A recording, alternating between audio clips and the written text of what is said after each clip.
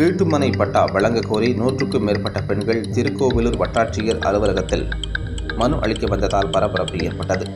கள்ளக்குறிச்சி மாவட்டம் திருக்கோவிலூர் வருவாய் வட்டத்திற்குட்பட்ட கோமாளூர் கிராமத்தில் ஆதி திராவிடர் பகுதியில் வசித்து வரும் 100க்கும் மேற்பட்ட பெண்கள் வீட்டுமனை பட்டா இதுவரையில் எங்களுக்கு இல்லை என்றும், அரசு புறம்போக்கு இடத்தில் குடியிருந்து வருவதாகவும், இதற்கு முன்பு பலமுறை மனு அளித்தும் எந்தவித நடவடிக்கையும் எடுக்கவில்லை என்பதால் இந்திய கம்யூனிஸ்ட் கட்சி மாவட்ட செயலாளர் கே. ராமசாமி தலைமையில் இந்திய கம்யூனிஸ்ட் கட்சியைச் சேர்ந்த நிர்வாகிகள் இணைந்து 100க்கும் மேற்பட்ட பெண்கள் திருக்கோவிலூர் வருவாய் வட்டாட்சியர் அலுவலகத்தில் வீட்டுமனை பட்டா வழங்க கோரி மனு அளித்தனர்.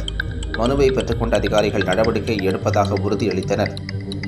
திடீரென்று அதிக அளவு பெண்கள் வீட்டுமனை பட்டா கேட்டு மனு அளிக்க வந்ததால் அங்கு சற்று பரபரப்பு ஏற்பட்டது.